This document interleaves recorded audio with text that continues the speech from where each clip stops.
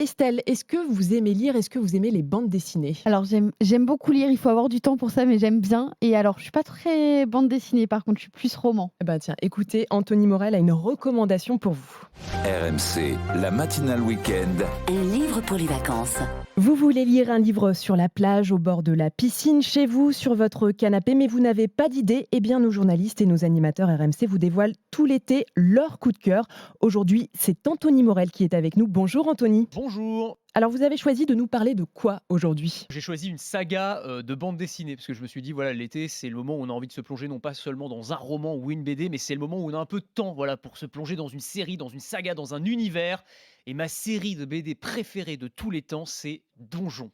Alors Donjon c'est pas nouveau hein, les premiers volumes sont sortis en 1998 mais il y a des nouveaux volumes qui sortent tous les ans, il y en a plus d'une cinquantaine en tout à peu près aujourd'hui, c'est vraiment un travail titanesque de alors à l'origine Lewis Trondheim et Johann Sfar qui sont des grands noms de la BD, mais depuis il y a plein d'autres auteurs qui sont venus se greffer dessus.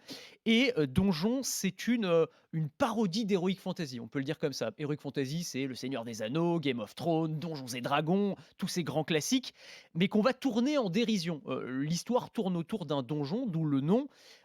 Donjon où des aventuriers viennent se battre contre des monstres, récolter des trésors, ça c'est un grand classique de l'Heroic Fantasy, mais sauf que là, on va retourner un petit peu les codes. C'est-à-dire que l'histoire est vue du côté des gardiens du donjon, c'est de leur point de vue à eux, qui traitent d'ailleurs leur donjon comme une entreprise. Donc il faut qu'ils fassent de la pub pour attirer les aventuriers. Ils font des réunions brainstorming pour inventer des nouveaux pièges le matin. Enfin voilà, il y a plein de choses comme ça. Donc vraiment, on reprend les codes et puis on les tourne un petit peu en dérision. Ça, c'est un exemple, mais évidemment, au-delà de ça, il y a toute une mythologie, il y a tout un univers, il y a des personnages qui sont très puissants, qui sont attachants, qu'on va découvrir à plusieurs moments de leur vie, même à plusieurs moment de leur dynastie, j'allais dire, parce que ça s'étend sur plusieurs générations comme ça. Il y a une vraie profondeur, c'est une fresque. Il y a des personnages qu'on va retrouver dans un épisode, ils vont être personnage principal, et puis on va les retrouver dans un autre épisode, ils vont apparaître subrepticement. C'est un petit peu comme la comédie humaine de Balzac de ce point de vue-là. On a vraiment une sorte de profondeur grâce à ces personnages qu'on va retrouver à différents endroits. Il y a des épisodes qui sont très drôles, vraiment, on tape des barres de rire, et puis d'autres qui sont plus profonds, plus sombres, qui vont peut-être vous tirer une petite larme. Donc pour moi, c'est vraiment un univers qui est génial à découvrir. Il y a des dizaines et des dizaines de BD pour se faire plaisir. La saga s'appelle Donjon.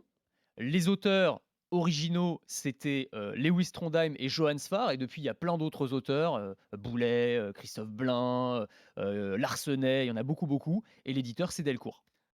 Merci Anthony Morel pour ce bon conseil et pour cette bande dessinée que je ne connaissais pas. Demain, c'est Jean-Christophe Drouet qui nous dévoilera son livre de chevet.